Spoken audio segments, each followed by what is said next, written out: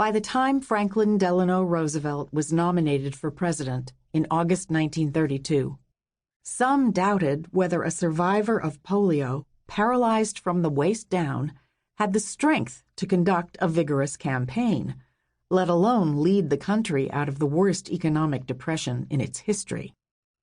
Even his advisors were worried.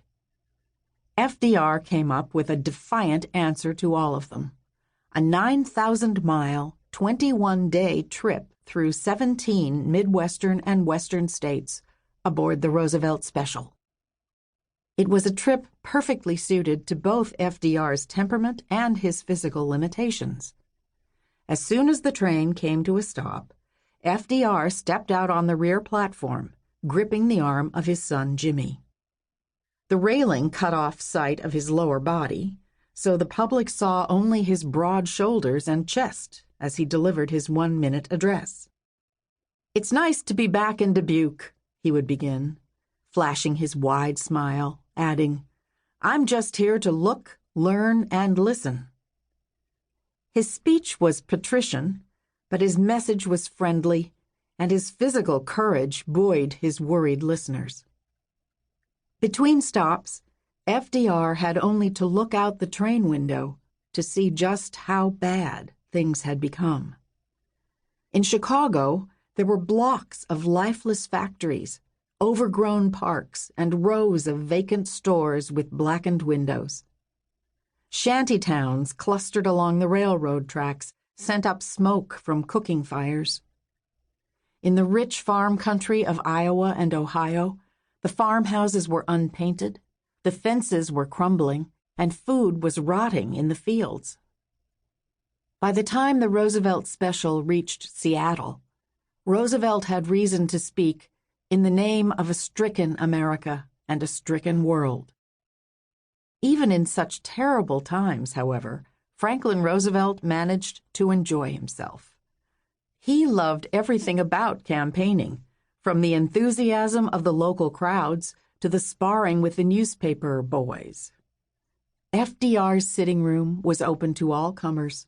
Local politicians got on and off, and close advisers and future cabinet members huddled late into the night, plotting a future course for a country in crisis.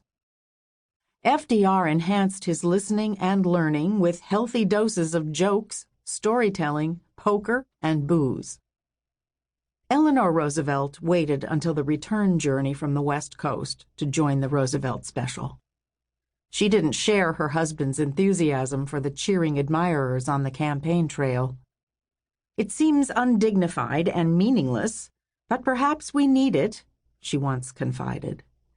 She wasn't comfortable with the jocular atmosphere around FDR either. Try as she might, Eleanor didn't always get the jokes and was uncomfortable with the teasing. On her honeymoon, she had refused to join a bridge game that involved money because she had been raised to think it was improper.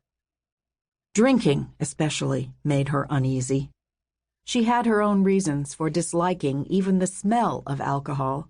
Her father had drunk himself to death, and it now looked as though her brother was going down the same path.